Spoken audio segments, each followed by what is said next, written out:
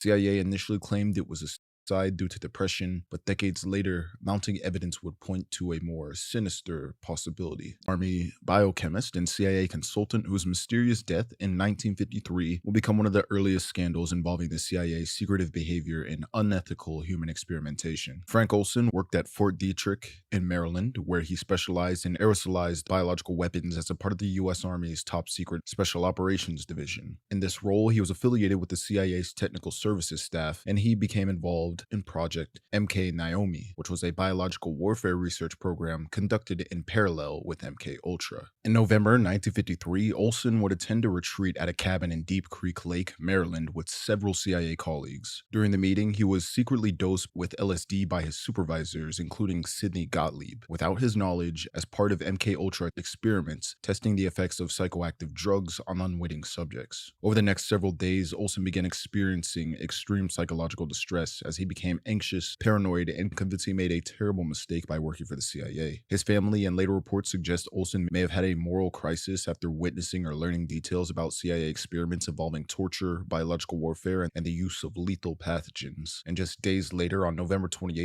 1953, Olson would fall to his death from the 13th floor of the Statler Hotel in New York City. The CIA initially claimed it was a suicide due to depression, but decades later, mounting evidence would point to a more sinister possibility. In 1975, the Rockefeller Drug Commission exposed Frank Olson being dosed by LSD, and the CIA would admit to his drugging, offering a settlement to his family. However, suspicions would deepen as in the 1990s, Olson's body was exhumed and forensic pathologists found blunt force trauma to the head that suggested that he may have been knocked unconscious and pushed. His son would spend years investigating the case and believed that his father was murdered, possibly to prevent him from exposing the CIA's involvement in illegal biological experiments and covert assassinations. Despite all this, Olson's case remains one of the most disturbing chapters in CIA history, as it's a cautionary tale about the agency's early reliance on non-consensual human experimentation and psychological manipulation.